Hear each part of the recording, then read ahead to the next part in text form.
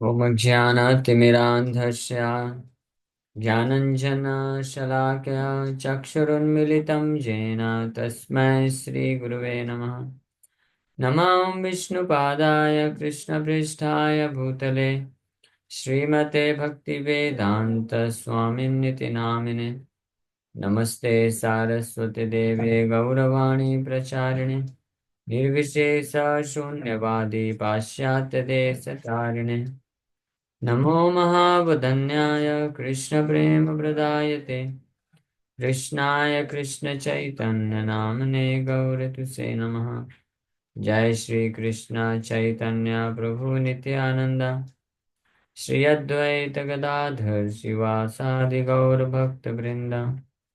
हरे कृष्णा कृष्ण कृष्ण हरे हरे, हरे राम राम राम हरे हरे। हरे कृष्णा। तो आप सभी भक्तों का हार्दिक स्वागत है आज के श्रीमद् भगवद गीता की चर्चा में। जो हम लोग चर्चा कर रहे हैं श्रीमद् भगवद गीता यथारूप चैप्टर 6, चैप्टर 6 और इसका वर्ष नंबर 4 पे चर्चा कर रहे थे आई थिंक। यस। यदा हि न इंद्रियार्थेषु न कर्मसु अनुसज्जते सर्वसंकल्प सन्यासी योगारूढ़स्तदोच्यते। A person is said to be elevated in yoga when having renounced all material desires. She neither acts for sense gratification nor engages in fruitive activities. तो ऐसा व्यक्ति ऐसे व्यक्ति को योग में उन्नत माना जाता है। योगारूढ़ आरूढ़ आरूढ़ आरूढ़ा बोलते हैं उसको। आरूढ़ा एलिवेटेड इन योगा, जो कि समस्त प्रकार के भौतिक इच्छाओं को त्याग देता है। One is free from all material desires, भौतिक कामनाओं से मुक्त है। और जो केवल एक्ट करता कार्य करता है for the purpose of pleasing the supreme Lord, भगवान को प्रसन्न करने के लिए ही कार्य करता है and not for the purpose of sense gratification, तो उसको योगारूढ़ बोला जाता है। योग उन्नत। इसी को गीता के सेकंड चैप्टर में हम लोग डिस्कस किए थे। प्रजहाति यदा कामान सर्वान पार्थ मनोगतान। मनोगतान मन में उत्पन्न होने वाले जितने भी कामान हैं, डिजायर, बेनिफिट्स, हाँ, बेनिफिट प्राप्त करने के जो कामनाएं मन में उत्पन्न होते हैं। प्रजहाति, जहाति मतलब त्याग देना, गिव अप। और प्रजहाति मतलब प्रकृष्ट रूपेण जहाति, पूरी तरीके से, नॉट इवन ट्रेस, यहाँ थोड़ा थोड़ा लाभ भी ले लेते हैं, थोड़ा भगवान को दे देते हैं, नहीं। प्रजाति मतलब पूरी तरीके से one who can give up, जो ये कर सके। तो स्थित प्रज्ञस्तदोच्यते, उसको स्थित प्रज्ञ बोला जाता है। अब ये कौन कर सकता है? प्रभुपाद जी इसके तात्पर्य में बड़े स्पष्ट रूप से बताए थे कि a person who is fully engage in transcendental living service of the Lord is pleased in himself.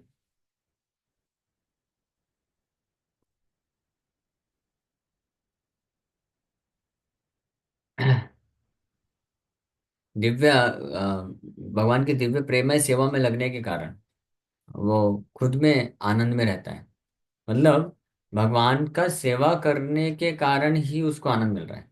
The service itself is the compensation और सैलरी और the fruit for a devotee. यानी भगवान का सेवा करना ही अपने आप में क्या है?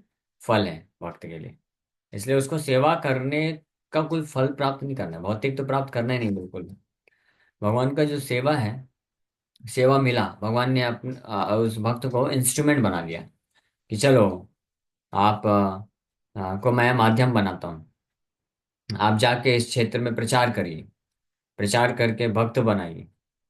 तो ये भगवान ने इंस्ट्रूमेंट बना लिया। अब जो भक्त बनेंगे वो भक्त किसके होने चाहिए? वो प्रभुपाद जी के होने चाहिए, इस्कॉन के होने चाहिए और भगवान के होने चाहिए, ना कि मेरे होने चाहिए, है ना। हाँ, इस प्रकार का भाव रखने को बोलते हैं कि स्थित प्रज्ञ सदोच्यते, उसकी बुद्धि स्थित है, सही बुद्धि है। हाँ, अगर कोई सोचेगा कि अरे मैंने बनाया भक्त, मैंने प्रचार किया, मैंने इतना कलेक्शन किया, तो मेरे अकाउंट में आना चाहिए ना। हाँ, तो फिर इसका मतलब वो दूषित बुद्धि है, वो सही कंटेमिनेटेड है, वो चेतना सही नहीं है। कहने का मतलब है कि उसने सेवा किया कुछ लाभ प्राप्त करने के लिए, तो वास्तविक रूप में वो सेवा दिव्य ट्रांसेंडेंटल लविंग सर्विस नहीं कर पाया, दिव्य प्रेममय सेवा फिर नहीं हो पाई वो। क्योंकि जो दिव्य प्रेममय सेवा करता है, तो ऐसे भक्त के लिए the opportunity itself, the opportunity to serve the supreme lord is itself the source of pleasure. भगवान और प्रभुपाद जो है मुझे माध्यम बनाए, अपना इंस्ट्रूमेंट, निमित्त बनाए ये प्रचार कार्य करने के लिए। तो ये मेरा बड़ा सौभाग्य है, इसी में उसको आनंद मिलता है।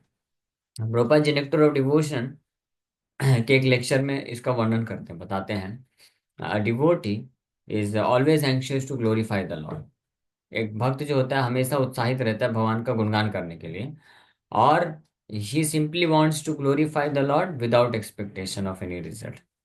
हाँ, ही इज ऑलवेज इंथुसियास्टिक, क्योंकि उसको भगवान, मेरे भगवान का गुणगान करने का मौका मिल रहा है। और हमारे भगवान का, और इस्कॉन के लिए, प्रभुपाद जी के लिए, प्रभुपाद तो अपनत्व का जब भाव होता है, आत्मन्य एवं आत्मना तुष्टा, ये गीता के सेकंड चैप्टर में बताए, प्रजाति यदा कामान, when one gives up all material desires, सारे अपनी भौतिक इच्छाओं को त्याग देता है। मनोगतान आत्मनि एवं आत्मना तुष्ट, आत्मनि मतलब आत्मा के स्तर पे, या आत्मा में, यानी आत्मनि मतलब परमात्मा, भगवान के लिए, भगवान के लिए मैं कर रहा हूँ, इस भाव में ही उसको संतुष्टि मिलती है। भगवान के लिए कर रहा हूँ, इसलिए डिवोटी का कैलकुलेशन क्या होता है कि अगर कोई भक्त है, if early, from early morning till night, as soon as he goes to bed, ये पूरे समय में अगर कृष्ण को कुछ सेवा अर्पण करने का मौका मिल गया, so that day is successful, वो जो दिन है वो सफल है। अब उसमें रिजल्ट मिला नहीं मिला डजेंट मैटर, अगर अपॉर्चुनिटी मिला, यानी अवसर मिल रहा है कि सुबह 4 बजे से, वो 4 बजे उठे, 4 बजे से लेकर के रात को 10, साढ़े 10, 11 बजे जब तक जाग रहे हैं, हाँ, सोने के पूर्व तक, अगर हमको हर समय हर क्षण अवसर मिला है भगवान कृष्ण का सेवा करने का, तो फिर ये जो दिन है ये 100% सफल है। हाँ, और उसमें मटेरियल बेनिफिट कितना मिला डजेंट मैटर, कोई रिकॉग्नाइज किया doesn't matter, for a devotee, स्थित प्रज्ञ भक्त की बात कर रहे हैं, उसको कोई फर्क नहीं पड़ता है। इसलिए कभी वो मोरोस नहीं होता है, वो कभी हतोत्साहित नहीं होता है, डिस्करेज नहीं होता है, ही इज ऑलवेज मोटिवेटेड। क्यों? क्योंकि उसको शुभ अवसर मिल रहा है, बहुत सिंपल सी बात है। और भगवान बड़े दयालु हैं, शुभ अवसर तो देते ही हैं। हाँ, या प्रचार करने का शुभ अवसर, और प्रचार करने का शुभ अवसर नहीं है तो सेवा, कुछ सेवा करने का शुभ अवसर, और वो भी नहीं है तो नाम भजन तो सबके पास है, हरिनाम बैठ के जप कर सकता है पूरा दिन। उसमें क्या टेंशन है। हाँ, तो वो भी भगवान हरिनाम प्रभु का सेवा है। और फिर कहीं अपॉर्चुनिटी मिल गया कि चलो बुक डिस्ट्रीब्यूशन करते हैं, वो एक सेवा हो गई, या कहीं पे प्रचार करने के लिए इनवाइट किया, प्रचार कर दिया, या कहीं पे कुछ भगवान का सेवा है तो वो कर दिया। तो इस प्रकार से वो भक्त पूरी तरह से संतुष्ट रहता है। ये जो भाव है, ये एक बार हमारे गुरु महाराज, एक भाव को मैं बार बार महाराज का एग्जांपल देता हूँ, क्योंकि उनके साथ या तो समय व्यतीत किए हैं, या अन्य भक्त जो समय व्यतीत किए हैं, तो अपने रियलाइजेशन करते हैं उनका क्या एटीट्यूड, क्या कॉन्शियसनेस रहता था। सुपर रिफाइंड कॉन्शियसनेस, बिल्कुल शुद्ध, इतना शुद्ध चेतना। हाँ, उस वो सुनने मात्र से प्रेरणा मिल जाती है। अगर कोई जब सुनता है इस प्रकार के शुद्ध वैष्णवों के जो भाव होते हैं, उसको सुनने मात्र से ही हृदय से भौतिक इच्छा जो कामना रहती भी, वो अपने आप पिघल के, हाँ, स्वाहा हो जाती है, निकल जाती है, कोई इच्छा नहीं। हाँ, महाराज बोलते हैं कि I don't want anything, I simply want to serve Prabhupada. Prabhupada को सेवा करना है। प्रभुपाद जी बोले कि यू मैनेज इस्कॉन, आप इस्कॉन को मैनेज करो, इसलिए पूरे जीवन भर जीबीसी बने के रहे, अदरवाइज जीबीसी नहीं चाहिए। हाँ, जीबीसी हाईएस्ट मैनेजिंग अथॉरिटी है इस्कॉन में। और प्रभुपाद जी जीबीसी बना के गए, और ये इंस्ट्रक्शन दे के गए महाराज को, परम पूज्य श्रील गोपाल कृष्ण गोस्वामी महाराज को, कि यू मैनेज इस्कॉन सोसाइटी, ये मेरी इस्कॉन सोसाइटी को आप मैनेज करो। तो टिल लास्ट ब्रेथ, आखिरी सांस तक मैनेज करते रहे। हाँ, ब्यूरो मीटिंग के लिए गए थे, ये मैनेजमेंट की मीटिंग होती है तो देहरादून में, अब वो मीटिंग के जस्ट इमीडिएटली बाद महाराज जो है शरीर छोड़ गए। तो ये वृंदावन नहीं गए वहां पे, क्योंकि मैनेज करना है, ये इसको बोलते हैं सेवा का भाव। तो ऐसे एक बार बोल रहे थे कि जब बहुत सारी चीजें सब चल रही थी, मैनेजमेंट बहुत ही जो है टफ का वर्क है, इतना आसान नहीं है, स्पेशली भक्तों को मैनेज करना तो मोस्ट डिफिकल्ट टास्क है। तो महाराज बोले कि अगर कोई मुझे प्रभुपाद जी का बुक्स दे दे, मैं जंगल में भी रहूंगा, तो मैं पूरा जीवन जंगल में प्रभुपाद बुक्स पढ़ते पढ़ते नाम जप करते करते बिता सकता हूँ। I don't want anything. Prabhupada said, ये इंस्ट्रक्शन दिया है कि you manage ISKCON, that's why I am managing ISKCON, I have nothing to do with anything.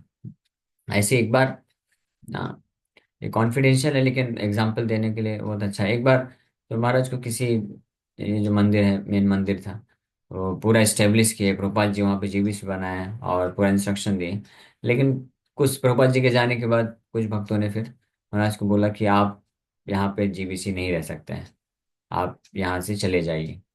तो चुपचाप अपना बैग पैक किए और बिना कुछ ऑब्जेक्शन किए चले गए। हाँ, दूसरे जगह छोटे से केंद्र में जा करके वहाँ पे सेवा करने लग गए, और बुक डिस्ट्रीब्यूशन वहाँ पे करते हैं, प्रचार करते हैं, सब करते हैं without any attachment. Otherwise it's not so easy thing.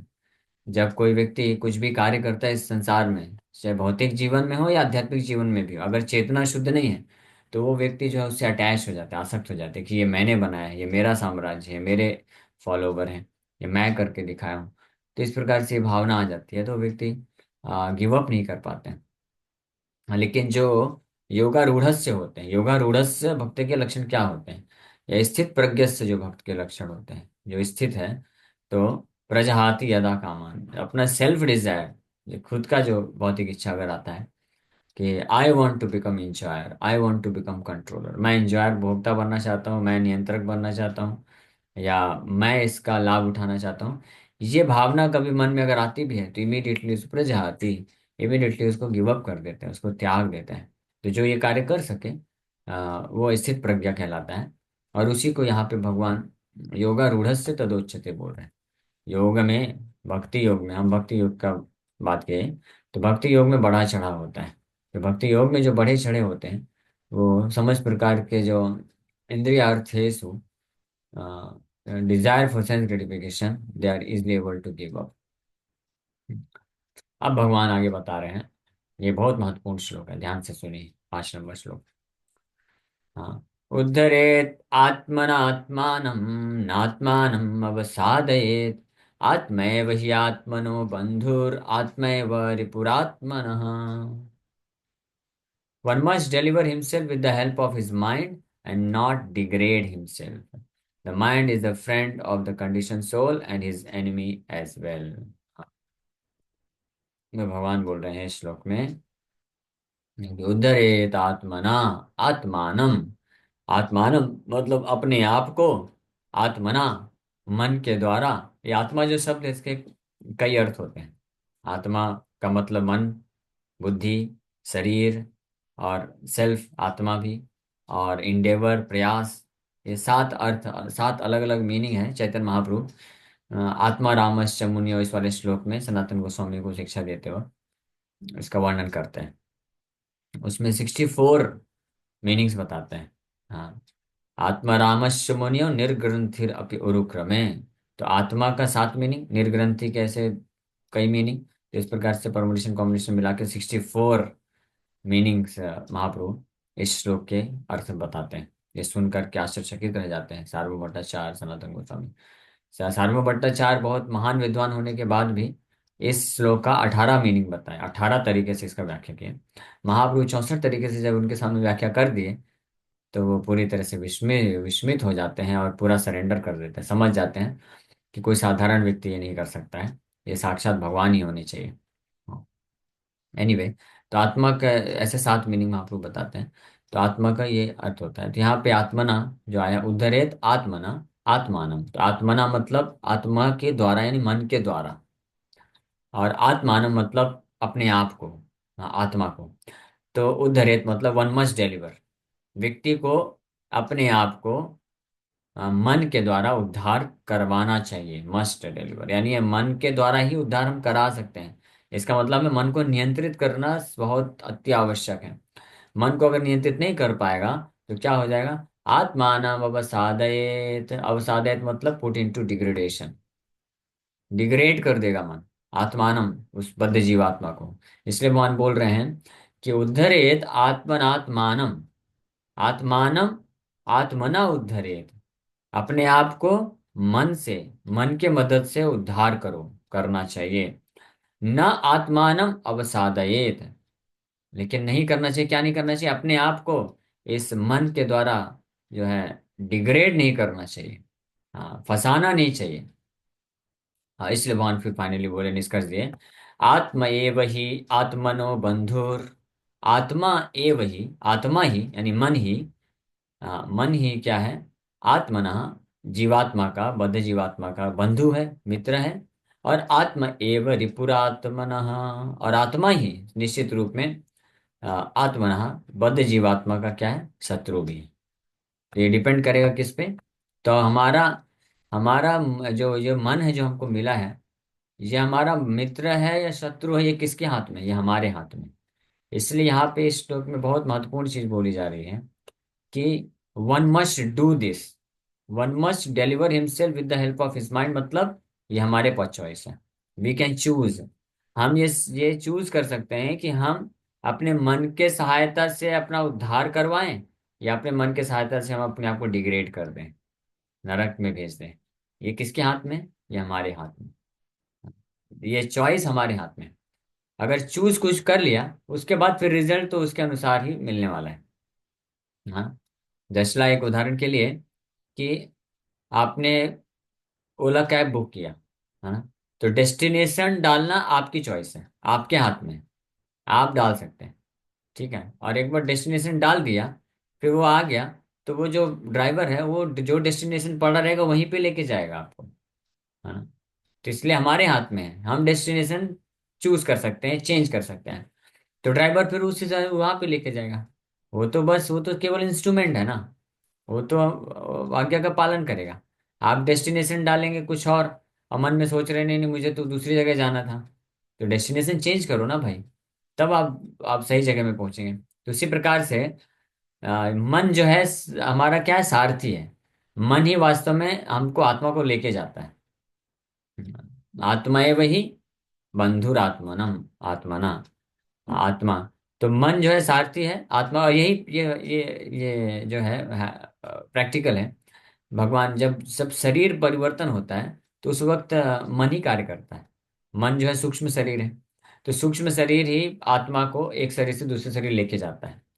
और आत्मा का क्या? आत्मा अपने आप में क्या है? वो पैसेंजर है, उसको गाड़ी चलाना नहीं आता है।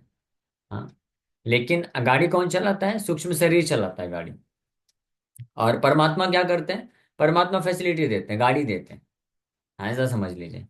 हाँ, कि ड्राइवर माइंड है, और गाड़ी किसकी है? भगवान के द्वारा दी गई है। और पैसेंजर कौन है? हम है। तो हम चूज कर सकते हैं, हमने डेस्टिनेशन बोला यहाँ पे लेके जाओ, तो ड्राइवर वहां पे लेके जाएगा। हाँ। तो परमात्मा प्रकृति के माध्यम से ये फैसिलिटी देते हैं, ये गाड़ी प्रदान करते हैं, जिसको मन या सूक्ष्म शरीर रूपी जो ड्राइवर है वो आत्मा को लेके जाता है। और निर्देश कौन देता है? आत्मा दे सकता है निर्देश कि तुम मुझे यहाँ पे लेके जाओ, यहाँ पे मत लेके जाओ, वो उसके हाथ में होता है। हाँ, तो कौन से, जिस प्रकार की मेंटेलिटी यानी मानसिकता, ये ड्राइवर कैसे काम करता है? सूक्ष्म शरीर क्या? मन है।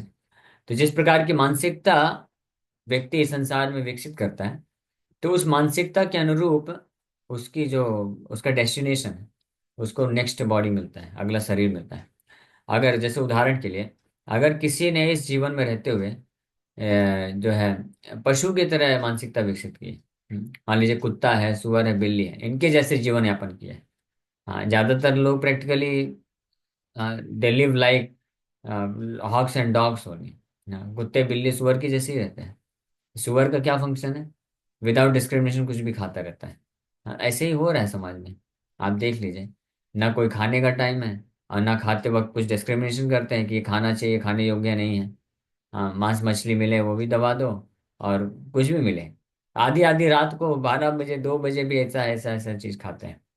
रात को नहीं खाना चाहिए, सूर्यास्त के बाद नहीं खाना चाहिए, लेकिन हाँ, हम लोग कॉलेज में थे तो हॉस्टल में, तो स्टूडेंट्स लोग का ये पैसन होता था, आधी रात को 12 बजे के बाद 4 किलोमीटर 5 किलोमीटर दूर उधर जा करके वो एक थर्ड क्लास, हाँ ये थर्ड क्लास ढाबा ही बोल सकते हैं, हाँ, उधर जा करके वो ये सब खाते थे, पिज्ज़ा मैगी सैंडविच, नॉनसेंस चीज ये सब खाते थे। मैं तो एक बार गलती से चला गया, उसके बाद ऐसा रियलाइजेशन हुआ, डिसाइड किया कि कभी नहीं जाना भाई, बहुत बकवास चीज है। हाँ, एक तो टाइम वेस्ट होता है, और दूसरा आधी रात को खाने के बाद फिर पूरा पेट खराब हो जाता है, अगले दिन की पूरी जो क्लासेस हैं उसमें पूरा सोते ही रह जाते हैं। आधी रात को 1-2 बजे खा के आएगा, आज सोते सोते 3-4 बजेगा, फिर 8 बजे क्लास अटेंड करना है, तो जबरदस्ती पौने 8 बजे उठ करके भाग भाग के जाएगा बिना नहाए धोए, तो क्लास में जाए बैठ के क्या करेगा, ध्यानपूर्वक थोड़ी ना सुनेगा, और सोता रहेगा बस, अंदर से पूरा इनडाइजेशन हो जाएगा। तो तो इस प्रकार से लोग ऐसा जीवन यापन कर रहे हैं। तो इस ये प्रकार की मानसिकता अगर कोई रखेगा, तो फिर प्रकृति उसको क्या बोलेगी, तुम भाई सुअर का शरीर ले लो ना, इनडाइजेशन का प्रॉब्लम नहीं होगा, बिंदास खाते रहो, जो खाना है खाओ, जिस टाइम पे खाना है खाओ, मस्त डाइजेशन सिस्टम आपको दे देंगे। हाँ, तो ये मेंटेलिटी, इस प्रकार से कुत्ते की मेंटेलिटी होती है, डॉगिश मेंटेलिटी बोलते हैं ना, कि ये मेरा चीज है, मेरा साम्राज्य है, मेरा गली है, कुत्ता होता है आप उसके गली में कोई भी चला जाएगा तो तुरंत भौंकना चालू कर देता है। वो सहन नहीं कर पाता है। तो जो लोग बहुत पजेसिव होते हैं कि ये मेरा है, ये मेरा है, ये मेरा है, हाँ, तो वो इस प्रकार की मानसिकता विकसित कर रहे हैं अनफॉर्चुनेटली। ऐसे ही जो बहुत सोने के लिए बड़े तत्पर रहते हैं, सोने में ही आनंद आता है। कुछ लोग होते हैं उनके जीवन का एक ही सुख है, क्या, सोना। अरे भाई, हमारे हमारे कॉलेज के ही डेज की बात है, भक्ति में तो ऐसे कोई भक्त मिलते नहीं है। कॉलेज में एक एक लड़का था, तो वो रूम में दिन भर रूम में ही रहता था, हाँ, कुछ नहीं करता था, और रूम में क्या करता रहता था, बस रजाई डाल के सोता रहता था। उसको उठाते थे, भाई उठ जा भाई, लंच ले ले खा ले, अब फिर डाल लेता था। फिर उठेगा तो फिर जाकर, अभी लंच का टाइम तो खत्म हो गया, तो जा करके फिर इधर उधर कहीं रेस्टोरेंट में होटल में जाके कुछ खाएगा, अनाप शनाप चीजें। अब ज्यादा फुल प्लेट प्रसाद तो खाना तो नहीं खा सकता है क्योंकि महंगा पड़ेगा, तो ऐसे ही कुछ 20 25 30 40 रुपए का कुछ खा लेगा ऐसे ही, और पेट खराब कर, तो इस प्रकार से ऐसे लोग मतलब कष्ट सहन करते हैं, अच्छे से जीवन यापन नहीं जी पाते हैं, स्पेशली यूथ की बात कर रहे हैं, लेकिन फिर भी अपनी आदत को छोड़ नहीं पाते हैं और ऐसी आदत में फंस जाते हैं। तो ऐसे फिर डेस्टिनेशन क्या होगा, ऐसी मानसिकता बनेगी तो उस हिसाब से शरीर मिलेगा। तो ये हमारे हाथ में, हम चूज कर सकते हैं। जैसे हम लोगों ने चूज कर लिया, हम जब फर्स्ट फर्स्ट सेमेस्टर में थे तो उन्हीं लड़कों की संगति में इस प्रकार से 1-2 बार फंस गए कि जाके आधी रात को खाए, लेकिन रियलाइज हो गया तुरंत भगवान की कृपा से, अरे ये हमारे बॉडी के लिए सूटेबल नहीं है भाई। इसलिए शरीर में तकलीफ होना भी बहुत अच्छी बात है। जिन लोगों का शरीर बढ़िया जिम उम बना के एक्सरसाइज करके बड़ा अच्छा शरीर बना के रखते हैं, तो गंदे गंदे कार्य करते हैं, गंदे गंदे चीजें खाते हैं, तो उनको आभास नहीं होता कि ये हमारे लिए गलत है, वो बिंदास करते जाते हैं, तो पाप होता है। और अपना शरीर ऐसा था नहीं, कि ये सब चीजें एडजस्ट कर सके, तो तुरंत एक बार में ही पता चल गया, अरे ये तो नॉनसेंस है, इसको छोड़ो। और फिर तुरंत मंदिर से कनेक्ट हो गया तो पता चला, हाँ यहाँ का अच्छा है, ये सात्विक आहार है, यहाँ का रूटीन अच्छा है। तो फिर हफ्ते में 2-3 दिन जाके मंदिर में रुक जाते थे, क्या बढ़िया, सुबह सुबह 4 बजे उठने का, मंगला आरती करने का, सात्विक प्रसाद खाने का, मस्त बिंदास। और इस प्रकार से तो ये सूट कर गया। तो इस प्रकार से हमने चूज कर लिया कि एक ये ऑप्शन है कि भाई ये गलत संगति वाले दोस्तों के साथ मिलकर के आधी रात में जाकर के मूवी देखो और ये सब खाओ, अनाज अनाप शनाप चीजें, और उसका रिजल्ट ये होने वाला है। और दूसरी तरफ ऑप्शन है कि मंदिर में भक्तों का संग करो और बढ़िया मस्त प्रसाद प्रसाद पाओ, भजन करो, लेक्चर अटेंड करो, इतने सुंदर सुंदर आरती करो भगवान के सामने। तो ये ऑप्शन एक था, तो हमने चूज कर लिया क्या, ये ऑप्शन था, वो चूज करने के कारण आज इधर पे बैठे हैं। और जो दूसरा ऑप्शन चूज किए थे वो लोग कहीं पे पढ़ रहे होंगे, पता नहीं। तो यानी ये कहने का मतलब, ये मैं पॉइंट ये बता रहा हूँ कि हम चूज कर सकते हैं, हमारे हाथ में है। हाँ, अगर हम परिणाम से अवगत हो जाएं, हम जान जाएं कि क्या परिणाम होगा अगर मैं इस प्रकार से करूंगा तो आचरण, तो जब ये हम जान जाएंगे, तो हम चॉइस हमारी है, फिर हम चूज कर सकते हैं कि नहीं, मुझे इस प्रकार से आचरण नहीं करना चाहिए, मुझे इस प्रकार से आचरण करना चाहिए ताकि मैं अपने आप को एलिवेट कर सकूं। हाँ, तो पिछले श्लोक में समय हो गया वैसे, बस मैं कनेक्ट कर देता हूँ पिछले श्लोक से, फिर इस श्लोक पे कल और चर्चा करेंगे। तो पिछले श्लोक में भगवान बताए कि योगारूढ़स्य, योग में जो उन्नत भक्त होते हैं उनके क्या लक्षण होते हैं। हाँ? अब वो योग में कैसे उन्नत बनना है, उसका इस श्लोक में चर्चा किया जा रहा है कि वो आपके चॉइस के द्वारा आप कर सकते हो।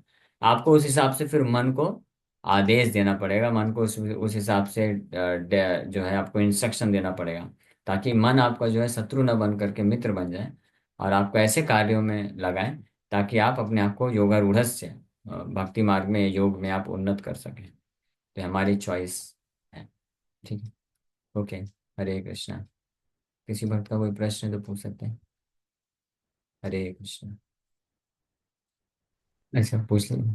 हाँ, प्रभु जी आपने बताया कि मतलब आप मन की सहायता से ही अपने उद्धार कर सकते हो और पतन भी कर सकते हो, दोनों चीज आप मन के द्वारा ही होती है। हाँ, तो प्रभु जी मैं ये कह रहा था कि मन अगर सही रास्ते पे चलता है तो भी मतलब अंदर से तो भगवान सपोर्ट करते हैं, लेकिन जब हम पतन की ओर जाते हैं तब भी भगवान मतलब हमें सपोर्ट करते हैं और या फिर स्वतंत्रता देकर चलाते हैं, क्या है वो सब भगवान पिक्चर। हमको सपोर्ट जरूर करते हैं और प्रेरणा भी देते हैं, लेकिन साथ में स्वतंत्रता हमें हमारे पास हमेशा रहेगी चूज करने की, कि हम क्या चॉइस करना चाहते हैं, क्या सेलेक्ट कर रहे हैं, वो हमारे ऊपर रहेगा हमेशा। भगवान, गुरु, साधु, शास्त्र, ये हमको जो है क्या परिणाम होगा इसके बारे में दिखा सकते हैं स्पष्ट। हाँ लेकिन प्रभु वो तो समझ गया, लेकिन अभी तो देखते हैं कि हम जो आदमी मतलब अच्छा है वो अच्छा होते जा रहा है, बुरा है वो बुरे होते जा रहा है। तो मतलब वो अच्छे वाला भाव करने के लिए भगवान को फोर्स, क्या करना चाहिए। वो जो व्यक्ति बुरा होता है तो उसको बुरा करने के लिए एक फोर्स मिलता है, वो तीन गुणों के कारण। और जो पहले से थोड़ा सात्विक होते हैं तो उनको फिर वो बुरे में जाने में उनको अटपटा सा होने लग जाता है। जैसे ये मैंने आभास किया था, एक तो शरीर की बात थी और दूसरा मेरे को जमा नहीं वो सब चीज़ें जो है, रजोगुण तमोगुण में जिस प्रकार से रहना, खाना, सोना, ये सब। मैं अपने प्रैक्टिकल एग्जाम्पल बता रहा हूँ, first year first semester hostel में हम थे तो हम देखे ये सब चीज़ें। तो वो नहीं जमा, लेकिन जैसे ऑप्शन मिला कि अरे भक्त लोग ऐसे रहते हैं, भक्त लोग ऐसे खाते हैं, तो वो जम गया। तो क्यों जम गया? क्योंकि वो कुछ सात्विकता थी, तो उसके कारण जम गया, तो हमने उसको चूज कर लिया। लेकिन वही जो तमोगुणी रजोगुणी से प्रभावित होगा तो उसको इधर भक्तों वाला आचरण नहीं जमता। ऐसा भी हुआ है, कुछ लोगों को हम लेके आए बेस में, मंदिर में, तो बोले नहीं नहीं नहीं नहीं, हमको नहीं जम रहा बिल्कुल, वो छोड़ के भाग गए डायरेक्ट, फिर वापस से हॉस्टल में जा करके आराम से बिंदास वही सब चीज़ों में लग गए। तो ये जरूर निश्चित रूप में ये इफेक्ट होता है। पूर्व जन्मों के हमारे कर्म के अनुसार हमको प्रवृत्तियां कुछ मिलती हैं, संस्कार मिलते हैं, और संस्कार के अकॉर्डिंग हमको प्रेरणा मिलती है कार्य करने की। लेकिन फिर भी चॉइस हमेशा रहेगी। अगर किसी का बुद्धि थोड़ा सा खुल गया, समझ गया कि मेरे को भले ये प्रवृत्ति हो रही है रजोगुण तमोगुण की तरफ, लेकिन इसका परिणाम बड़ा घातक है, तो वो फिर इंडेवर करेगा और फोर्स लगाएगा कि नहीं नहीं, मुझे इसमें नहीं प्रवृत्त होना है, मुझे अपने आप को सतोगुण की तरफ लेके जाना है, भक्तों की तरफ लेके जाना है। तो संघर्ष होगा उसके साथ, लेकिन वो धीरे धीरे ओवरकम भी कर सकता है। हाँ प्रभु, लेकिन एक ऐसा एज भी मतलब एक ऐसा टाइम भी आता है कि हम राइट वे पे चल रहे हैं, लेकिन लाइफ में एक ऐसी मतलब ऐसा एक प्रलोभन आता है या फिर एक ऐसा संग हो जाता है, तो मतलब पीछे जो जितना किया कराया होता है वो सब जीरो होता है, मतलब जो बैलेंस हमने जमा किया होता है फिर वो जीरो हो जाता है। तो मन मतलब कंट्रोल में ही नहीं होता है ना, इसका मतलब बहुत मुश्किल है। नहीं, ऐसा नहीं बोल सकते कि जीरो हो गया। वो जीरो नहीं है, वो सरकमस्टेंशियली उस पर्टिकुलर परिस्थिति में ऐसा मन जो है इम्पल्स से उत्पन्न करता है। इम्पल्स का मतलब होता है कि अचानक से कुछ रजोगुण तमोगुण के कार्य के लिए प्रेरित कर देता है। तो इसका मतलब ये नहीं कि आपने कुछ सात्विक कार्य या भक्तिमय कार्य किया है तो वो जीरो हो गया। नहीं, तो हमको जब पता चल जाए कि इन इन परिस्थितियों में हमारे साथ इस प्रकार का इम्पल्सिव एक्ट हो सकता है, यानी रजोगुण तमोगुण की तरफ प्रेरित हो सकते हैं, तो ऐसे परिस्थितियों को फिर अवॉइड करना चाहिए, ताकि हम जो है इसलिए सतोगुण में, भक्तों के संग में, सात्विक स्थानों में, जैसे मंदिर, सबसे सात्विक तो मंदिर ही है, तो इस प्रकार से करना चाहिए। या घर को भी ऐसे हमको व्यवस्थित करना चाहिए ताकि हमको भक्ति करने के लिए प्रेरणा मिले।